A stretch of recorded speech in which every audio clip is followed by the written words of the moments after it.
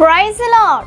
ಯೇಸು ಕ್ರಿಸ್ತನ ಅತ್ಯುನ್ನತವಾದಂಥ ಮಧುರವುಳ್ಳ ಜೀವವುಳ್ಳ ನಾಮದಲ್ಲಿ ನಿಮ್ಮೆಲ್ಲರಿಗೂ ನಮ್ಮ ಜೀಸಸ್ ಲವ್ಸ್ ಪ್ರೇಯರ್ ಮಿನಿಸ್ಟ್ರೀಸ್ ಮೂಲಕ ವಂದನೆಗಳನ್ನ ಸಲ್ಲಿಸ್ತಾ ಇದ್ದಾನೆ.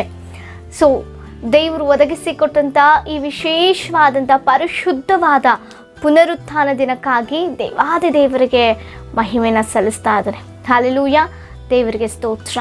ದೇವರು ದಿನವನ್ನು ನಮಗೆ ಒದಗಿಸಿಕೊಟ್ಟು ಆತನ ಪರಿಶುದ್ಧವಾದ ನಮ್ಮ ಜೀವ ಸ್ವರೂಪನಂತ ದೇವರು ಪುನರುತ್ಥಾನಗೊಂಡಂಥ ಈ ಒಂದು ದಿನದಲ್ಲಿ ವಿಶೇಷವಾಗಿ ದೇವರು ನಮ್ಮನ್ನು ಪ್ರೀತಿಸಿ ಸಜೀವವಾಗಿರಿಸಿದ್ದಾರೆ. ಹಲ್ಲೆಲೂಯಾ, ಅದಕ್ಕಾಗಿ ದೇವರಿಗೆ ಸ್ತೋತ್ರ. ವಿಶೇಷವಾಗಿ ಈ ಪರಿಶುದ್ಧವಾದ ಪುನರುತ್ಥಾನ ದಿನದಲ್ಲಿ ಅನೇಕ ಸಭೆಗಳಲ್ಲಿ ಪ್ರಪಂಚದಾದ್ಯಂತ ನಾವು ನೋಡ್ತೇವೆ. ಇದು ಸಮಯದಲ್ಲಿ ಅನೇಕ ಸಭೆಗಳಲ್ಲಿ ಅನೇಕರು ದೈವ ಮಕ್ಕಳು ಗರಿಗಳ ಹಬ್ಬ ಎಂಬುದಾಗಿ ಆಚರಿಸುವಂಥದ್ದು ನಾವು ನೋಡ್ತಾ ಇದ್ದೇವೆ. ಹೌದಲ್ವಾ? ಆ ಒಂದು ಸಂದರ್ಭ ಪ್ರತಿಯೊಬ್ಬರಿಗೂ ಗೊತ್ತು. ಈ ಸಮಯದಲ್ಲಿ ಆ ಒಂದು ಸಂದರ್ಭವನ್ನು ಸತ್ಯವೇದದಲ್ಲಿ ಆದಂಥ ಆ ಒಂದು ಸಂದರ್ಭವನ್ನು ನಾವೆಲ್ಲರೂ ಜ್ಞಾಪಿಸಿಕೊಳ್ತೇವೆ. ವಿಶೇಷವಾಗಿ ಈ ದಿನ ಆ ಒಂದು ವಾಕ್ಯ ಭಾಗದಿಂದ ದೇವರು ನಮ್ಮೊಟ್ಟಿಗೆ ಮಾತನಾಡಲಿಕ್ಕಿದ್ದಾರೆ. ನಾವೇನು ಹಾಗಿದ್ರೆ ಆ ಒಂದು ಭಾಗವನ್ನು, ಆ ಗರಿಗಳ ಹಬ್ಬ, ದೇವರು ಮಹಿಮೆ ಹೊಂದಂಥ ಆ ಒಂದು ಸಂದರ್ಭವನ್ನು ನಾವು ವಾಕ್ಯದಲ್ಲಿ ನಾವು ನೋಡಿಕೊಳ್ಳುವುದೇ ಆದರೆ, ಯೋಹಾನನು ಬರೆದ ಸುವಾರ್ತೆ 12ನೇ ಅಧ್ಯಾಯ 15ನೇ ವಚನ ನಾವು ನೋಡಿಕೊಳ್ಳೋದಾದರೆ, ಚಿಯೋನ್ ನಗರಿಯೇ ಹೆದರಬೇಡ, ಈಗೋ ನಿನ್ನ ಅರಸನು ಕತ್ತೆ ಮರೆಯ ಮೇಲೆ ಕೂತುಕೊಂಡು ಬರುತ್ತಾನೆ ಎಂಬ ಶಾಸ್ತ್ರದ ಮಾತು ನೆರವೇರಿತು. ಆಮೇನ್, ದೇವರಿಗೆ ಸ್ತೋತ್ರ. ಈ ಸಂದರ್ಭದಲ್ಲಿ ದೇವರು ಯೆರೂಸಲೇಮಿಗೆ ಬರ್ತಾ ಇದ್ದಾರೆ ಎಂಬುದಾಗಿ ಅಲ್ಲಿರುವಂಥ ಪ್ರತಿ ಜನರು ನೆನೆಸಿ ದೇವರನ್ನು ಆರಾಧಿಸಲಿಕ್ಕೆ ಆರ್ಭಟದಿಂದ ಗರಿಗಳನ್ನು ತೆಗೆದುಕೊಂಡು ಬರ್ತಾ ಇರುವಂಥದ್ದನ್ನು ನಾವು ನೋಡ್ತೇವೆ. ಖರ್ಜೂರದ ಗರಿಗಳನ್ನು ತೆಗೆದುಕೊಂಡು ಬರ್ತಾ ಇರುವಂಥದ್ದನ್ನು ನಾವು ನೋಡ್ತಾ ಇದ್ದೇವೆ ಪ್ರಿಯರೇ. ಇದೆಲ್ಲವೂ ಒಂದು ಕಡೆ ಆದರೆ ಜನರು ದೇವರನ್ನು ಆರಾಧಿಸುವಂಥವ್ರು ಆಗಿದ್ದಾರೆ. ದೇವರು ಹೇಳಿದ ಪ್ರಕಾರ ಸತ್ಯದ ರೀತಿಯಲ್ಲಿ ದೇವರನ್ನ ಆರಾಧಿಸಬೇಕು, ಆತ್ಮದ ರೀತಿಯಲ್ಲಿ ಸತ್ಯಕ್ಕೆ ತಕ್ಕ ರೀತಿಯಾಗಿ ನಾವು ದೇವರನ್ನ ಆರಾಧಿಸಬೇಕು. ಆದರೆ ಇಲ್ಲಿ ವಿಶೇಷವಾಗಿ ನೋಡ್ತಾ ಇದ್ದೇವೆ, ದೇವರು ಒಂದು ವಾಗ್ದಾನ, ಚಿಯೋನ್ ನಗರಿಯೇ ನೀನು ಹೆದರಬೇಡ, ರಾಜನು ಯಾವುದ್ರ ಮೇಲೆ ಬರ್ತಾರೆ ಪ್ರಿಯರೇ? ಸಿಂಹಾಸನ ಮೇಲೆ ಕೂತಾಗ ದೇವರನ್ನ. ಆದರೆ ಇಲ್ಲಿ ವಿಶೇಷವಾಗಿ ಕತ್ತೆ ಮರಿಯನ್ನು ಹತ್ತಿ ದೇವರು ಬರ್ತಾ ಇದ್ದಾರೆ. ಆಮೇನ್. ಅಲ್ಲಿರುವಂಥ ಜನರೆಲ್ಲರೂ ಪ್ರಿಯರೇ ಆ ಒಂದು ದೃಶ್ಯವನ್ನು ನೋಡಿ ಅನೇಕರು ಓಸನ್ನ ಎಂಬುದಾಗಿ ದೇವರನ್ನ ಮಹಿಮೆ ಪಡಿಸ್ತಾ ಇದ್ದಾರೆ. ಆಮೇನ್. ವಿಶೇಷವಾಗಿ ಇಲ್ಲಿ ನಡೆದಂಥ ಒಂದು ಘಟನೆಯನ್ನು ನಾವು ಧ್ಯಾನಿಸೋದೆ ಆದರೆ, ಮನುಷ್ಯರೆಲ್ಲರೂ ಒಂದು ಕಡೆ ದೇವರನ್ನ ಆರಾಧಿಸುವಂಥದ್ದು ನಿಜವೇ, ದೇವರು ಹೇಳಿದ ರೀತಿಯಾಗಿ. ಆದರೆ ಇಲ್ಲಿ ಮನುಷ್ಯರ ರೀತಿಯಲ್ಲಿ ಜ್ಞಾನ ಬುದ್ಧಿ ಇಲ್ಲದಂಥ ಪ್ರಾಣಿ ಕತ್ತೆ ದೇವರ ಮಾತಿಗೆ ಕಿವಿಗೊಡ್ತಾ ಇದೆ ಪ್ರಿಯರೇ. ಹಲ್ಲೆಲೂಯಾ, ದೇವರಿಗೆ ವಿಧೇಯತೆ ತೋರ್ತಾ ಇದೆ. ಅದು ಮಾತ್ರವಲ್ಲ, ದೇವರನ್ನ ಹೊತ್ತುಕೊಂಡು ನಡೀತಾ ಇದೆ. ಹೊತ್ತುಕೊಂಡು ಸುಮ್ಮನೆ ನಡೀತಾ ಇಲ್ಲ, ಹೊತ್ತುಕೊಂಡು ಅನೇಕರ ಬಾಯಿಯಲ್ಲಿ ದೇವರನ್ನ ಆರಾಧಿಸುವಂತೆ ಮಾಡ್ತಾ ಇದೆ ಆ ಕತ್ತೆ. ಆಮೇನ್. ನಿಜವಾಗಿಯೂ ನಾವು ನೆನೆಸೋದಾರೆ, ಆ ಕತ್ತೆಯ ರೀತಿಯಲ್ಲಿ ನಮ್ಮ ಜೀವಿತ ಯಾವುದಕ್ಕೂ ಬಾರದ ಸ್ಥಿತಿಯಲ್ಲಿತ್ತು. ಯೇಸು ಕ್ರಿಸ್ತನು ಆ ಕತ್ತೆಯನ್ನು ಹತ್ತುವುದಕ್ಕಿಂತ ಮುಂಚಿತವಾಗಿ ಆ ಕತ್ತೆ ಯಾವುದಕ್ಕೂ ಬೇಡದಾಗಿತ್ತು. ಒಂದು ಮೂಲೆಯಲ್ಲಿ ಕಟ್ಟಲ್ಪಟ್ಟಂಥ ಕತ್ತೆಯಾಗಿತ್ತು. ಯಾವುದಕ್ಕೂ ಬಾರದ ಸ್ಥಿತಿಯಲ್ಲಿದ್ದಂಥ ಕತ್ತೆಯನ್ನು ದೇವರು ತನ್ನ ನಾಮ ಮಹಿಮಾರ್ಥವಾಗಿ ಉಪಯೋಗಿಸಿಕೊಂಡ್ರು ಪ್ರಿಯರೇ. ಅದೇ ರೀತಿಯಲ್ಲಿ ನಮ್ಮ ಬದುಕುಗಳು ಯಾರಿಗೂ ಬೇಡವಾದಂಥ ಸ್ಥಿತಿಯಲ್ಲಿ ಬಿದ್ದಂಥ ಸ್ಥಿತಿಯಲ್ಲಿ ಇದ್ದಂಥ ನಮ್ಮ ಬದುಕುಗಳನ್ನು ದೇವರು ತಳ್ಳಲ್ಪಟ್ಟಂಥ ತಳ್ಳಲ್ಪಟ್ಟಂಥ ಕಲ್ಲಾಗಿದ್ದಂಥ ನಮ್ಮನ್ನ ಮೂಲೆಗಲ್ಲನ್ನಾಗಿ ಮಾಡಿದಾಗ ಆ ಕತ್ತೆಗೆ ನಾವು ಹೋಲಿಕೆಯಾಗಿ ನಾವು ಜೀವಿಸ್ತಾ ಇದ್ದೇವಾ? ಆ ಕತ್ತೆ ಯಾವ ರೀತಿ ದೇವರನ್ನ ಹೊತ್ತು ಸಾಗಿತೋ, ದೇವರನ್ನ ಅನೇಕರು ಮಹಿಮೆ ಪಡಿಸುವ ರೀತಿಯಲ್ಲಿ ಆ ಕತ್ತೆ ದೇವರ ಭಾರವನ್ನು ಹೊತ್ತುಕೊಂಡು ನಡೀತಾ ಇದೆಯೋ, ಅದು ಕೂಡ ದೇವರನ್ನ ಎಷ್ಟೋ ಸಂತೋಷವುಳ್ಳದಾಗಿದೆ. ಕತ್ತೆ ಬೇಸರಗೊಂಡಿಲ್ಲ, ಕತ್ತೆ ಅವಿಧೇಯತೆ ತೋರಿಲ್ಲ, ತಲೆ ಅಲ್ಲಾಡಿಸಿಲ್ಲ, ಓಡೋಗಿಲ್ಲ, ವಿಧೇಯತೆ ತೋರ್ತು. ನಿಜವಾಗಿಯೂ ಅದಕ್ಕಿಂತ ಶ್ರೇಷ್ಠರಾದ ಮನುಷ್ಯರಾದ ನಮ್ಮನ್ನು ದೇವರು ಪ್ರೀತಿಸಿರುವಾಗ ನಾವು ದೇವರಿಗೆ ವಿಧೇಯತೆ ತೋರ್ತಾ ಇದ್ದೇವಾ?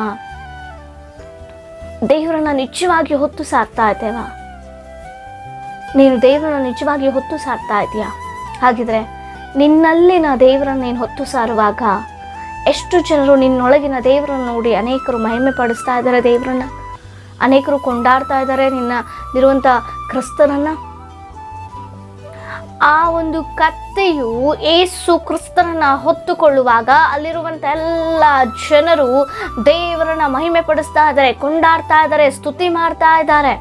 ಅದೇ ರೀತಿಯಲ್ಲಿ ನಾನು ಹೊತ್ತುಕೊಳ್ತಾ ಇದ್ದೇನೆ, ನಾನು ಹೊತ್ತುಕೊಂಡಿದ್ದೇನೆ ಎಂಬುದಾಗಿ ನೀನು ಹೇಳುವುದೇ ಆದರೆ, ನೀನು ಒಳಗೆ ಇರುವಂಥ ಏಸು ಕ್ರಿಸ್ತನ ನೀನು ಹೊತ್ತುಕೊಂಡಿದ್ದೇವೆ ಆದರೆ ನಿನ್ನೊಳಗಿರುವಂಥ ಏಸು ಕ್ರಿಸ್ತರನ್ನ ಎಷ್ಟು ಜನರು ನೋಡಿ ಆರಾಧಿಸ್ತಾ ಇದ್ದಾರೆ, ಎಷ್ಟು ಜನರು ಮಹಿಮೆ ಪಡಿಸ್ತಾ ಇದ್ದಾರೆ, ಎಷ್ಟು ಜನರು ದೇವರನ್ನ ನಂಬಿ ಆತನ ರಾಜ್ಯದಲ್ಲಿ ಒಂದಾಗಿದ್ದಾರೆ. ಆಲೋಚನೆ ಮಾಡೋಣ. ಕತ್ತೆಯೋಪಾದಿಯಲ್ಲಿ ಇದ್ದಂಥ, ಯಾವುದಕ್ಕೂ ಬಾರದ ಸ್ಥಿತಿಯಲ್ಲಿದ್ದಂಥ ನಮ್ಮ ಜೀವಿತವನ್ನು ದೇವರು ಪ್ರೀತಿಸಿದ್ರು, ಕರಕಳಿಸಿದ್ರು, ಆತನೇ ಹುಡುಕಿಕೊಂಡು ಬಂದರು. ನಿಜವಾಗಿಯೂ ಆ ಕತ್ತೆಯೋಪಾದಿಯಲ್ಲಿ ನಾವು ದೇವರಿಗೆ ವಿಧೇಯತೆ ತೋರ್ತಾ ಇದ್ದೀವ? ಅಥವಾ ಕತ್ತೆಯೋಪಾದಿಯಲ್ಲಿ ದೇವರ ಭಾರವನ್ನು ನಾವು ಹೊತ್ತಿಕೊಳ್ತಾ ಇದ್ದೇವೆ, ಶಿಲ್ಪೆಯ ಭಾರವನ್ನು ಹೊತ್ತಿಕೊಳ್ತಾ ಇದ್ದೇವ, ಸಾಕ್ತಾ ಇದ್ದೇವ? ಕ್ರಿಸ್ತನ ಶ್ರಮೆಗಳಲ್ಲಿ ಪಾಲುಗಾರ ಅಂತ ನಾವು ಕ್ರಿಸ್ತನ ಶಿಲುಬೆಯನ್ನು ಹೊತ್ತಲಿಕ್ಕೆ ಇಷ್ಟಪಡ್ತಾ ಇದ್ದೇವೆ. ಆ ಭಾರ ನಾವು ಸಹಿಸಿಕೊಳ್ಳಲಿಕ್ಕೆ ಸಾಧ್ಯ ಆಗ್ತಿದೆಯಾ? ಅದನ್ನು ಹೊತ್ತುಕೊಂಡು ನಡೆಯುವಾಗ ನಮ್ಮೊಳಗಿನ ಕ್ರಿಸ್ತನನ್ನು ಎಷ್ಟು ಜನರು ಗುರುತಿಸಿದ್ದಾರೆ? ನಮ್ಮೊಳಗಿನ ಕ್ರಿಸ್ತನನ್ನು ಎಷ್ಟು ಜನರು ಆರಾಧಿಸ್ತಾ ಇದ್ದಾರೆ? ನಮ್ಮೊಳಗಿನ ಕ್ರಿಸ್ತನನ್ನು ನೋಡಿ ಎಷ್ಟು ಜನರು ದೇವರ ಸಮ್ಮುಖಕ್ಕೆ ಬಂದಿದ್ದಾರೆ? ಆಲೋಚನೆ ಮಾಡೋಣ. ಯಾವ ರೀತಿ ಇದೆ ನಮ್ಮ ಬದುಕುಗಳು? ಆಚರಣೆ ರೀತಿಯಾಗಿ ಮಾತ್ರವೇ ಈ ಒಂದು ಗರಿಗಳ ಹಬ್ಬವನ್ನು ಮಾಡ್ತಾ ಇದ್ದೇವಾ? ಅಥವಾ ನಿಜವಾಗಿಯೂ ಹೊತ್ತುಕೊಂಡು ಸಾಗುವಂಥ ಕ್ರಿಸ್ತನ ಮಕ್ಕಳಾಗಿದ್ದೇವಾ? ಒಬ್ಬ ಗಾಯಕರು ಎಷ್ಟು ಅದ್ಭುತವಾಗಿ ಒಂದು ಗಾನವನ್ನು ಹಾಡಿದ್ದಾರೆ. ಕಟ್ಟಲ್ಪಟ್ಟ ಕತ್ತೆಯಾದ ನನ್ನ ಹುಡುಕಿ ಕರೆದಿರುವೇನಿ, ನಿನ್ನನ್ನು ಹೊತ್ತು ಸಾಗುವಂತೆ ನನ್ನನ್ನು ಉಪಯೋಗಿಸಿರುವೆ, ನನ್ನ ಕರಗಳ ತಟ್ಟಿ ತಟ್ಟಿ ಆರಾಧಿಪೆ ಆರಾಧಿಪೆ ನಿನ್ನನ್ನು ಆರಾಧಿಪೆ. ಆಮೇಲೆ ಕಟ್ಟಲ್ಪಟ್ಟಂಥ ಸ್ಥಿತಿಯಲ್ಲಿದ್ದಂಥ ನಮ್ಮನ್ನು ಹುಡುಕಿಕೊಂಡು ಬಂದು ಆ ಕಟ್ಟುಗಳನ್ನು, ಬಂಧನಗಳನ್ನು ಬಿಡಿಸಿ ಆತನ ಹೊತ್ತು ಸಾಗುವಂತೆ, ಅದಲ್ಲ ಆತನ ಹೊತ್ತು ಸಾರುವಂತೆ ನಮ್ಮ ಬದುಕುಗಳು ಇರಬೇಕು. ನಾವು ದೇವರನ್ನ ಮಹಿಮೆ ಪಡಿಸಬೇಕು, ನಮ್ಮ ನೋಡಿ ಅನೇಕರು ಮಹಿಮೆ ಪಡಿಸುವಂಥವರಾಗಿರಬೇಕು. ಆ ರೀತಿಯ ಜೀವಿತವನ್ನು ಜೀವಿಸೋಣ. ಏನೋ ಆಚರಣೆ ರೀತಿಯಲ್ಲಿ ವರ್ಷಕ್ಕೊಂದು ಬಾರಿ ಈ ಗರಿಗಳನ್ನ ಇಟ್ಕೊಂಡು ಆ ಗರಿಗಳನ್ನು ಇಟ್ಕೊಂಡು ನಾವು ಆರಾಧಿಸುವಂಥದ್ದಲ್ಲ. ಅದೆಲ್ಲ ನಿಜವಾದ ಆರಾಧನೆ. ನಮ್ಮ ಕ್ರಿಯೆಗಳ ಮೂಲಕವಾಗಿ ನಿಜವಾಗಿಯೂ ನಾವು ಇಟ್ಕೊಳ್ತಾ ಇದ್ದೇವೆ ಅಂದರೆ ಅನೇಕರು ಹಿಡಿದುಕೊಳ್ಳುವಂತೆ ಮಾಡುವಂಥವರಾಗಿರಬೇಕು. ಆಮೇಲೆ ಅದು ದೇವರು ಮಹಿಮೆ ಪಡೀತಾರೆ. ಆಚರಣೆ ರೀತಿಯಾಗಿ ಮಾಡುವಂಥದ್ದಲ್ಲ ದೇವರಿಗೆ ಇಷ್ಟ. ದೇವರಿಗೆ ಅದು ಇಷ್ಟ ಇಲ್ಲ. ನಮ್ಮ ಬದುಕಿನ ಕ್ರಿಯೆಗಳಲ್ಲಿ ನಾವು ತೋರಿಸ್ಬೇಕು. ಹಲ್ಲೆಲೂಯಾ. ಅಂಥ ರೀತಿಯಲ್ಲಿ ನಾವು ಬದುಕೋಣ. ದೇವರು ಇನ್ನೂ ಅನೇಕರಿಗೆ ನಮ್ಮನ್ನು ಸಾಕ್ಷಿಯಾಗಿ ನಿಲ್ಲಿಸಲಿ. ದೇವರು ನಿಮ್ಮನ್ನು ಕುಟುಂಬವನ್ನು ಹೇರಳವಾಗಿ ಆಶೀರ್ವದಿಸಲಿ. ಈ ಪರಿಶುದ್ಧವಾದ ಪುನರುತ್ಥಾನದಲ್ಲಿ ದೇವರ ಸಭೆಗೆ ಹೋಗಿ ದೇವರನ್ನ ಘನವಾಗಿ ಆರಾಧಿಸೋಣ, ಸಾಕ್ಷಿಯಾಗಿರೋಣ. ಆಮೇಲೆ ಪ್ರಾರ್ಥಿಸಿಕೊಳ್ಳೋಣ. ನಿಮ್ಮೇನೇ ವಿಜ್ಞಾಪನೆಗಳು ನಮಗೆ ತಿಳಿಸಿಕೊಡು, ನಿಮಗಾಗಿ ನಾವು ಪ್ರಾರ್ಥಿಸಿಕೊಳ್ಳೋಣ.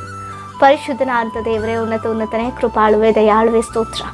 ಈ ದಿನ ಸ್ವಾಮಿ ಅನೇಕ ಸಭೆಗಳಲ್ಲಿ ಕರ್ತನೆ ಗರಿಗಳ ಹಬ್ಬ ಆಚರಿಸ್ತಾರೆ. ಅದು ನಾಮಕ್ಕಾಗಿ ಮಾತ್ರವೇ, ಆಚರಣೆ ರೀತಿಯಲ್ಲಿ ಇರೋದಂತೆ ನಮ್ಮ ಬದುಕುಗಳು ನಿನ್ನನ್ನು ಹೊತ್ತು ಸಾಗುವಂತೆ ಅಪ್ಪ, ನಿನ್ನನ್ನು ಹೊತ್ತು ಸಾಗುವ ಅನೇಕರನ್ನು ಮಹಿಮೆಪಡಿಸುವಂಥ ರೀತಿಯಲ್ಲಿ ಸಾಕ್ಷಿಯಾಗಿ ನಮ್ಮ ಬದುಕುಗಳು, ಪ್ರತಿಯೊಬ್ಬರ ಬದುಕುಗಳು ಇರುವಂತೆ ಸಹಾಯ ಮಾಡು.